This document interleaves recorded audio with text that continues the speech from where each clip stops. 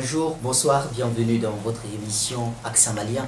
C'est toujours avec un grand plaisir que nous nous retrouvons dans cette émission pour évoquer ensemble les sujets sensibles de notre pays qui est le Mali. L'émission L'Accent Malien est une émission qui s'arrête hebdomadairement sur des questions qui ont trait à la vie politique, économique, sociale, culturelle, mais aussi institutionnelle de notre pays. Aujourd'hui, nous allons nous arrêter sur un sujet qui est très sensible. Le sujet en question concerne la femme. C'est un sujet qui est d'une importance très capitale, surtout en ces périodes de préélectorales et en cette période de campagne. Alors, il faut dire que la femme, elle joue un rôle très important dans la société malienne. Il faut dire que les femmes, on les retrouve partout, dans les marchés, dans les champs. La famille repose sur la femme. Et il faut dire qu'on les retrouve également dans les montagnes en train de ramasser des cailloux pour les vendre ensuite dans les chantiers. Ce sont également les femmes que l'on retrouve dans les mines en train de tamisser quelques grammes d'or pour ensuite les vendre toute la journée. Donc elles font un travail qui est très pénible. Pourtant, la femme reste dans notre société tout de même très vulnérable quant aux violations des droits de l'homme. Alors pour en discuter aujourd'hui, nous avons fait appel à notre invitée qui est mademoiselle Maïmouna Traoré, entrepreneur.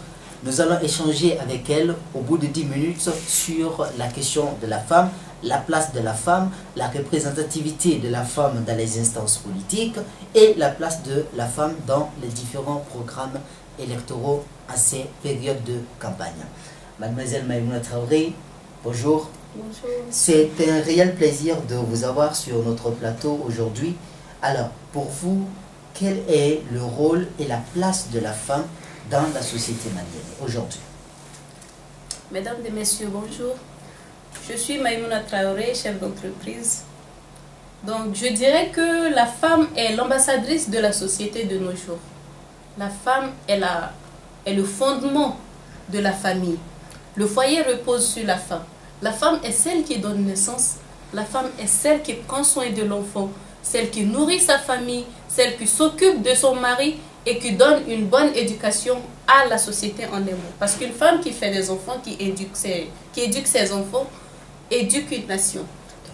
Donc, sur cette base, cette femme s'adonne à des activités informelles, notamment le commerce de beignets, d'arachides et de petits denrées alimentaires, afin de survenir aux besoins de la famille. Ces femmes travaillent, elles se lèvent tôt le matin et elles sont les dernières à se coucher chaque jour. Ces femmes travaillent afin de s'occuper de toute une famille, mais elles rencontrent des difficultés dans ce domaine. Vu que tôt le matin, nous ne savons pas les sécurités qu'elles peuvent traverser. Ces femmes sont en danger permanent. Elles sont en liaison directe avec n'importe quelle maladie, c'est-à-dire elles sont exposées à des maladies. Bien sûr, elles sont vulnérables. Voilà, elles sont vulnérables en un mot. Donc je dirais que la femme est celle-là qui une société ne pourra pas fonctionner sans elle.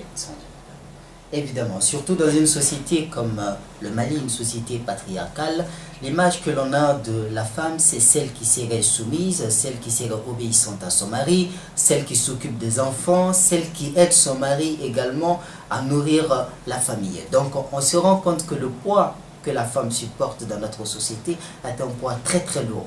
Mais aujourd'hui, mademoiselle Maïmouna Traoré, vous avez évoqué un certain nombre de choses.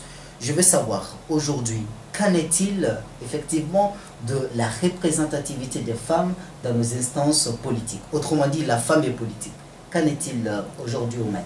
Bon, vu le nombre beaucoup plus élevé de la femme dans nos sociétés, je pense que les femmes ne sont pas assez représentées dans nos institutions. Vu qu'à l'Assemblée nationale, il n'y a que 10% de représentation féminine, dans nos élus locaux de 2016, il n'y a que 25% de représentation. Sur les 49 préfets, il n'y a qu'une seule femme. Et sur les 703 communes, il n'y a que 6 communes dirigées par des mères femmes. Moi, je ne peux pas concevoir cela. Il faut que la femme il faut qu'elle se fasse entendre en un mot. Il faut que l'information passe. Les difficultés que la femme traverse dans le foyer, dans la société. Comme vous l'avez si bien dit, l'obéissance la femme doit soumission et obéissance. Mais cette soumission et obéissance va du principe du respect. La femme doit respecter à son mari et après le respect, l'obéissance et la soumission peuvent venir. Mais je pense que ce respect doit être mutuel également. Bien sûr, bien sûr. Le respect est par nature une notion mutuelle. Au-delà de cette mutualité ou à défaut de cette mutualité, on se retrouverait soit dans l'esclavage, soit dans la soumission totale.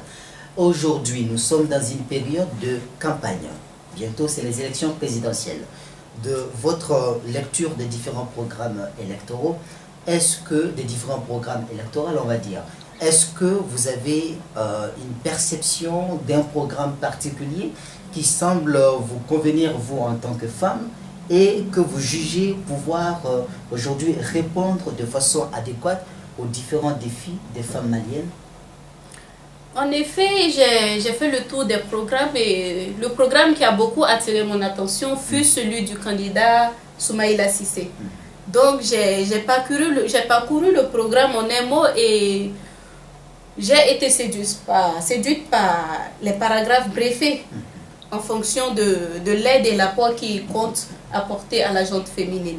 Donc sur ce, j'ai apporté un document parce que le programme est un peu costaud, je ne pourrais pas le dire sans, bien sûr, sans aller dans les détails. Qui s'étale jusqu'à 40 pages à peu près. Et effectivement. Donc dans le pilier 4 du programme, il y a un volet spécialement pour les femmes.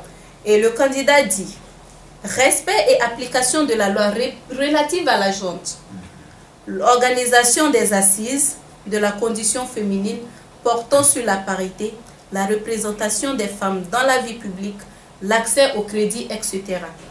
Renforcement du statut de la femme à travers des mesures d'incitation et d'élimination de toutes les mesures discriminatoires à son égard. Accès équitable des femmes aux ressources nationales, notamment le crédit, dans le développement des activités génératrices de revenus, établir un mécanisme de suivi, évaluation et l'inclusion financière des femmes. Représentation significative des femmes dans les postes électifs et administratifs, notamment 30% des postes de députés aux femmes. Renforcement des capacités de la femme par des formations en création des gestions d'entreprise. La facilitation de l'accès des femmes à la terre et par les baux amphithétiques. Groupe de scolarité et de coopératives féminines, sensibilisation et soutien dans les cadres et dans les activités de production, de transformation et de commercialisation. Soutien aux organisations féminines pour le financement des activités de sensibilisation. La responsabiliser les femmes en tant que principales actrices dans le processus de négociation nationale, de la paix et du suivre ensemble de manière durable. Le développement de mécanismes d'accompagnement, d'intégration et de soutien des veuves, orphelins, déplacés et réfugiés, femmes de crise depuis du cadre juridique afin que les activités de violence et de viol ne restent pas impunies. La facilitation de l'accès aux femmes aux centres de santé les plus proches pour un meilleur suivi de grossesse. Accroître le nombre d'écoles non mixtes pour vaincre des réticences à la scolarisation des filles, prendre en compte de façon effective la problématique des aides ménagères dans le système d'encadrement, d'orientation et d'accompagnement au niveau national, ciblant également les jeunes filles déscolarisées et non scolarisées. Parfait. Alors, nous venons de l'entendre, il s'agit d'un certain nombre de mesures, ce dont j'ai pu retenir, qui sont effectivement un certain nombre de mesures les plus essentielles. Il s'agit de la représentativité des femmes dans notre instance politique par excellence, qui est l'Assemblée nationale, où le candidat en question prévoit un quota de 30% pour les femmes. Et également, il y a la question de l'encouragement de l'entrepreneuriat féminin. Donc, cette mesure a été également évoquée par vous, l'implication de la femme dans le processus de dialogue pour la paix dans notre pays. Cela est un sujet qui est très très sensible. Il faut dire que jusque-là, les femmes ont été exclues du processus de dialogue pour la paix dans notre pays. Pourtant, il n'y a pas de paix sans la femme, il n'y a pas de sécurité sans la femme. Donc il faut à un moment donné leur associer également à ce processus. Donc voilà un certain nombre de mesures que vous avez citées, mademoiselle Traoré. Un dernier mot à l'endroit des femmes? Bon, j'encourage toutes les femmes à se battre, à ne pas rester dans l'anonymat. Au fait, parce que souvent nous avons un blocage. Et ce blocage, j'en ai l'exemple, vu que je suis chef d'entreprise. Souvent, il n'est pas facile d'évoluer dans le domaine sans rencontrer des difficultés. Nous avons affaire à 3 types de personnes. Des hommes qui sont prêts à nous aider sans condition. Il y a des hommes qui demandent une contrepartie en échange, et vous devez le savoir. Et par contre, il y a ceux-là aussi qui sont des corrompus et qui ne veulent qu'un pourcentage de nos gains. Donc, une fois que les deux dernières conditions ne sont pas remplies, vous avez tendance souvent, soit vous perdez le boulot, soit vous vous adonnez à des trucs dont vous n'êtes pas fier. Donc, en un mot, je demande aux femmes de rester vigilantes, de se battre. Et maintenant que nous avons un candidat devant lequel nous pouvons aller nous plaindre en cas de problème, je pense qu'il est nécessiteux de voter pour ce candidat afin que ce candidat vienne et que nos problèmes soient antérieurs. Parfait. Alors, vous venez de l'entendre, quand on veut comprendre les femmes, il faut donner la parole aux femmes. Nous étions avec mademoiselle Maïmouna Traoré, entrepreneur et chef d'entreprise, on va dire. C'était un réel plaisir de vous avoir eu sur notre plateau. J'espère bien évidemment que ce ne sera pas la dernière. Nous vous ferons appel lors de nos prochains numéros également, quand il s'agit soit de la question de l'entrepreneuriat, soit sur la question de la femme. Alors quant à vous, mes chers téléspectateurs, nous nous donnons rendez-vous la semaine prochaine pour un autre numéro de votre émission Accent Malien. D'ici là, restez connectés sur Activiste TV, la force des arguments. Nous nous donnons rendez-vous la semaine prochaine pour un autre numéro.